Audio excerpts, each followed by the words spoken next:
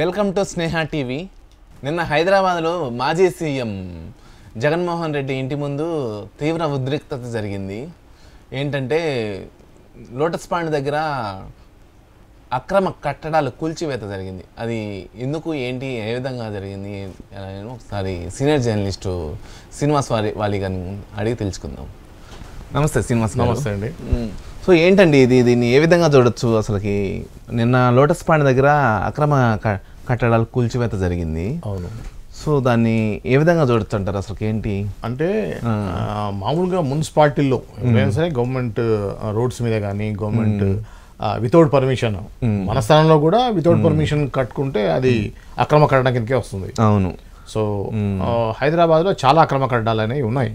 కానీ ఈ టైంలో ఇది కరెక్ట్ అని అంటారా? ఐ మీన్ ఆంధ్రప్రదేశ్లో ఇప్పుడు జగన్మోహన్ రెడ్డి గారు ఓడిపోవడం జరిగింది. సో అదేవిధంగా చంద్రబాబు గారు అధికారంలోకి రావడం జరిగింది. సో కాకపోతే ఏంటంటే చంద్రబాబు గారికి రేవంత్ రెడ్డి గారికి గురు శిష్యుల అనుబంధం ఉందంటారు. ఓకే. అయితే ఇంతకుముందు ఒకసారి కూడా ఆయనని ఇట్లా మీ గురువు గారు అంటే రేవంత్ రెడ్డి గారు సీరియస్ అయ్యారు. గురువు గారికి గురువేం కాదు, మీ ఇద్దరం కొలీగ్స్ అన్నాడు. సో అయితే యాక్చువల్గా వాట్ ఎవర్ ఇట్ మేబీ, ఏది ఏమైనప్పుడు కూడా మనం ఓటుకు నోటు కేసు సంబంధించి చూసాం. దాంట్లో చంద్రబాబు నాయుడు గారు ఆల్రెడీ టెలిఫోన్లో మాట్లాడటం, రేవంత్ రెడ్డి వెళ్ళి డబ్బులు ఇవ్వడం అనేది కెమెరాలో మనం చూసాం. సో ఈ క్రమంలో సరే అది గతం వదిలేస్తే ప్రజెంట్గా రేవంత్ రెడ్డి చంద్రబాబు నాయుడు సీఎం అయిన సందర్భంగా వెళ్ళి బోకే ఇచ్చి శుభాకాంక్షలు తెలియజేయలేదు కదా. దీన్ని మనం ఆ విధమైన గిఫ్ట్గా అనుకోవచ్చు. జగన్మోహన్ రెడ్డి ఇల్లుకి వచ్చడం ద్వారా ఒక గిఫ్ట్ ఇచ్చిన అనుకోవచ్చు, సరదాగా మాట్లాడుకుంటే. దీన్ని అక్కడి నుంచి ఏమన్నా చంద్రబాబు గారు ఏమన్నా అట్లా ఏమన్నా రేవంత్ రెడ్డి అట్లే ఉండదండి. ఇప్పుడు ఏదైనా ప్రభుత్వం కొత్త ప్రభుత్వం రాగానే ఆ ప్రభుత్వం తాలూకు ముద్ర అనేది చూపించడం కోసం ప్రయత్నం చేస్తుంది. అదేవిధంగా గతంలో జగన్ సీఎం కాగానే ఏదైతే చంద్రబాబు నాయుడు ఏదైతే కరకట్ట మీద ఆ ఏరియాలో నది ఒడ్డున కట్టినట్టు కట్టాలన్నీ కూడా అక్రమం అని చెప్పేసి కూల్చేయడం జరిగింది. సో ఇప్పుడు రేవంత్ రెడ్డి సీఎం కాగానే ఈయన మార్కు చూపించడం కోసం 100 డేస్లో నేను ఏదైతే చేస్తానో అవి చేయడం కానివ్వండి. ఇదే క్రమంలో ఈ అక్రమ కట్టడాలు, ఇంకో ముఖ్య విషయం ఏంటంటే జిహెచ్ఎంసీ పరిధిలో ముఖ్యంగా అక్రమ కట్టడాలు కూల్చివేయడం అనేది ఒక ఆదాయ మార్గం. ఇప్పుడు ఏదైతే ఉందో చాలామంది అక్రమ కట్టడాలు కడతారు. అంతకుముందు కూడా గతంలో మీరు చూసారు, నక్కినేని నాగార్జున సంబంధించిన ఎన్కన్వెన్షన్ కూల్చివేత జరిగింది, ప్రభాస్ ఇల్లు కూల్చివేయడం జరిగింది. అక్రమ కట్టడాలు 1000 ఉన్నాయనుకోండి, 1000 అక్రమ కట్టడాలు ఉంటే 1-2 నామకే వస్తే అలా చేస్తారు. ఆ తర్వాత ఏమైందంటే అందరూ వచ్చేస్తారు, అయ్యో మాది కూడా మేము కూడా కట్టామని చెప్పేసి బీఆర్ఎస్ కడతారు. కానీ ఇక్కడ ఏంటంటే రేవంత్ రెడ్డి గారు ఆల్రెడీ ఒక 4 months అవుతుంది అధికారంలోకి వచ్చి. ఏదన్నా వచ్చిన ఎమ్మటనే చేస్తారు ఇట్లాంటి. కానీ ఇప్పుడు ఈ టైంలో ఇది కరెక్ట్ ఏ విధంగా చూడొచ్చు అసలు? లేదు, ఇప్పుడు మీరు ఒకటి గమనించండి, రేవంత్ రెడ్డి సీఎం అవగానే అప్పుడు ఆల్రెడీ ఇక్కడ మనకి ఎమ్మెల్యే ఎలక్షన్, అసెంబ్లీ ఎలక్షన్ జరిగాయి. తర్వాత అప్పుడు అక్కడికి అసెంబ్లీ కోడ్ ఉంది. ఆ కోడ్ ఒక కొన్ని రోజుల తర్వాత తీసేయగానే వెంటనే మళ్ళీ పార్లమెంట్ ఎలక్షన్స్ కోడ్ వచ్చింది. సో ఇక్కడ టైం లేదు. ఆ కోడ్ ఉన్న టైంలో కొన్ని పనులు చేయడానికి ఉండదు, అధికారులు కూడా అందుబాటులో ఉండరు, ఎన్నికలకు సంబంధించిన వర్క్లో ఉంటారు. కోడ్ ఉన్నప్పుడు చేయడానికి లేదు కదా. కోడ్ ఉన్నప్పుడు చేయలేదు కదా. కోడ్ అయిపోయింది ఇప్పుడే, మొన్న కదా అయిపోయింది. 13వ తారీఖు ఎలక్షన్స్ కంటే ముందు కదా, అప్పుడే కదా అయింది. సో అది పెద్ద దాన్ని మనం ఆ విధంగా రాజకీయ కోణంలో కాదు, ఆదాయ మార్గంలోనే చూడాలి. అయితే జగన్ ఇంటి విషయానికి వస్తే ఇప్పుడు అసలు విషయం ఏంటంటే జగన్ ఇంటి ముందు కట్టడాలు. లోటస్ పాండ్ అనేది జగన్ ఇల్లు అంటే యాక్చువల్గా ఫ్యామిలీ హౌస్. అది జగన్ కి మాత్రమే కాదు, అది వైఎస్ ఫ్యామిలీ హౌస్. అది మీరు కూడా చూస్తుంటారు చాలా వాటిలో. కొంతమంది మాత్రం హైలైట్ కావడం కోసం జగన్ ఇల్లు కూల్చివేత, జగన్ అంటున్నారు. కానీ లోటస్ పాండ్ ఇల్లు అనేది వైఎస్ఆర్ ఫ్యామిలీకి సంబంధించినటువంటి ఇల్లు. సో ఆ ఇంటి ముందు మాత్రం యాక్చువల్గా ఉన్నదే 30 feet రోడ్ ఉంటుంది అంతే. అక్కడ 30 feet రోడే. ఆ 30 feet రోడ్లు దాదాపు 10-15 feet ఈయన ఆక్రమించేశాడు. ఓకే. ఆయన గతంలో సీఎంగా ఉండటం, గతంలో సీఎంగా ఉన్నటువంటి జగన్ మన ఇక్కడ తెలంగాణ సీఎం గారికి సన్నిహిత సంబంధాలు ఉండటం, ఇద్దరికి వ్యాపార లావాదేవీలు కూడా ఉన్నాయని చెప్పేసి అంటున్నారు.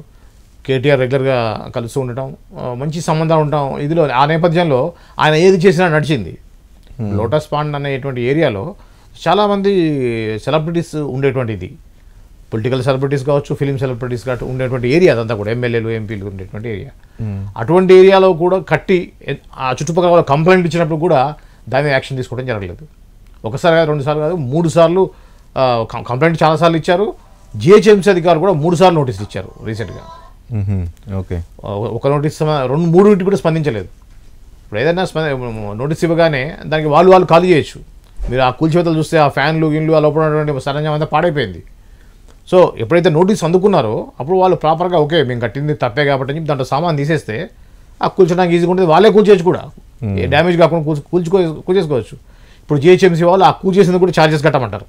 కామన్గా అంటే ఏం పెద్ద విషయం కాదు కానీ చెప్తున్నా, ఎప్పుడైతే జిహెచ్ఎంసీ వాళ్ళు ప్రాపర్గా మీద కట్టాలు అక్రమ కట్టాలు ఉన్నాయని అన్నారో అది నిజంగా అక్రమ కట్టాలు అయినప్పుడు వాళ్ళే స్వచ్ఛందంగా తీసేసుకోవడం అనేది ఉత్తమమైన మార్గం. సో ఇప్పుడు ఈ క్రమంలో ఏంటంటే ఎట్లాగూ రేవంత్ రెడ్డికి జగన్కి సరైన సంబంధాలు లేకపోవడం ఒకటి, అది కాకుండా అక్కడ ఈయనకి సన్నిహితమైనటువంటి Chandrababu Naidu CM.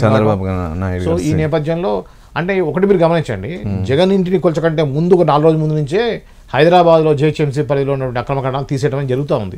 Okay. So ఈ రోజే స్టార్ట్ అయిందేం కాదు, నిన్ననే స్టార్ట్ అయిందేం కాదు, నిన్నకంటే ముందే 3-4 డేస్ ముందు నుంచే ఆల్రెడీ కూల్చివేత అనేది స్టార్ట్ అయింది.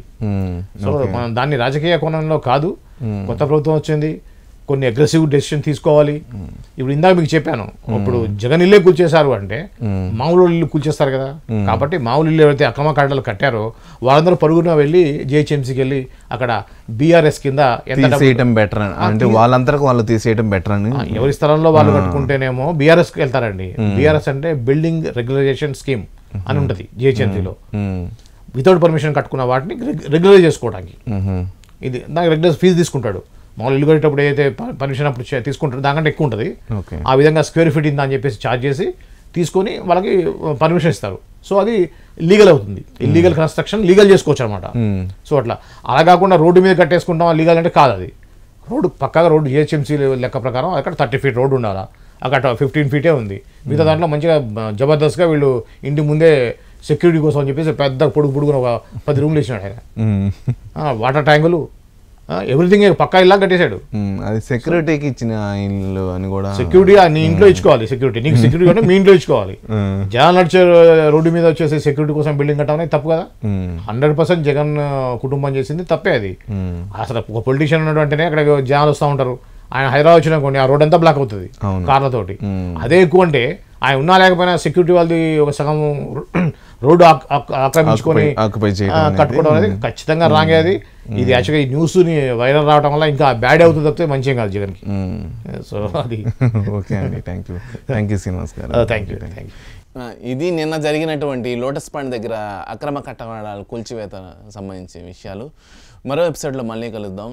అంతవరకు చూస్తూనే ఉండండి స్నేహ టీవీ.